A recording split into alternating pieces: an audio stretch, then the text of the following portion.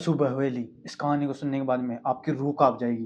तो कहानी को शुरू करते हैं। रात के समय मेरा दोस्त रवि अपने कंप्यूटर पर रिसर्च कर रहा था। तभी अचानक फोन बजता है। रवि फोन उठाता है और बोलता है हेलो। दूसरी तरफ से फुसफुसाहट और धीमी आवाज में कोई और बोलता है मत जाओ, हवेली में तुम्हारी मौत इंतजार कर रही है। फोन कट जाता है। उसके बाद में रवि घबरा जाता है कि भाई ये क्या हो गया। पर लेकिन सोनिया उसे समझाती है कि ये शायद किसी की और की शरारत होगी तुम्हें डराने के लिए। रवि और सोनिया होटल में रात गुजारने का फैसला करते हैं और वो अपने कैमरे सेट कर देते हैं और वीडियो की रिकॉर्डिंग शुरू होती है रात के 12 बजे के बाद। कैमरा सोनिया के चेहरे पे फोकस करता है और उसे उसके पीछे कोई परछाई दिखाई देती।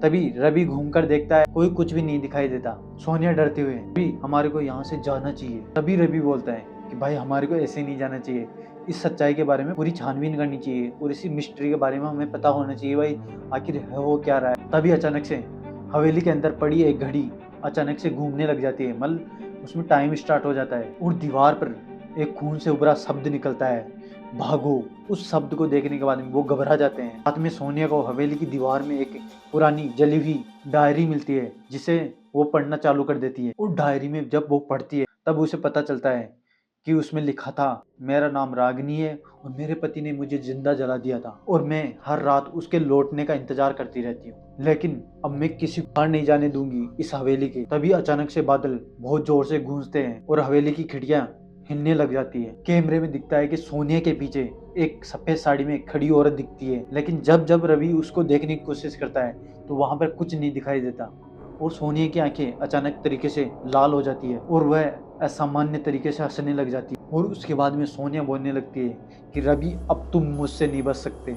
रवि घबरा जाता है और वो उसे जो भी मंत्र आता है वो पढ़ने लगता है। अचानक जमीन पर गिर जाती है सोनिया और उसके बाद में उसको होश आता है और वो दूसरे दिन पुरोहित जी के पास जाते हैं और वो अपनी साथ घटित हुई घटना के बारे में बताते हैं उसको। और पुरोहित जी उन्हें बताते हैं कि रागिनी की आत्मा उसी महल में भटकती रहती है और उसको एक ही चीज चाहिए, उसके हत्यारे का अंत है। रवि को एक पुराने अखबार की कटिंग मिलती है, उसमें लिखा हुआ था कि उसके मालिक की एक रहस्यमय तरीके से मौत हो गई, लेकिन उसकी आत्मा अभी भी हवेली में भटक रही है।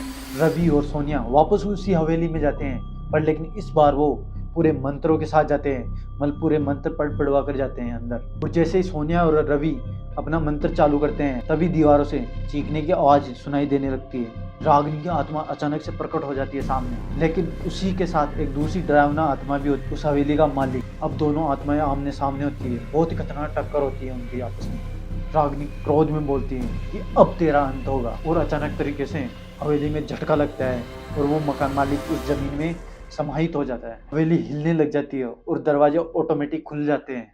रवि और सोनिया हवेली के बाहर आते हैं और इस बार हवेली बिल्कुल शांत थी और वो जैसे ही गाड़ी स्टार्ट करते हैं उनके पास अचानक से वापस वही कॉल आता है अननोन नंबरों से और उस फोन पर धीमी फुसफुसाती आवाज आती है। उसमें बोलती है कि तुमने मुझे मुक्ति तो दिला दी, पर लेकिन मैं अभी भी तुम्हारे साथ हूँ। यही ये मिस्ट्री खत्म हो जाती है। इसके बाद में मिलते हैं नेक्स्ट वीडियो में बहुत जल्द। तो चैनल को जरूर सब्सक्राइब करें और पेज को फॉलो कर लें भाई फटाफट से। तो मिलते हैं नेक्स्ट वीडियो में आपसे बहुत जल्द।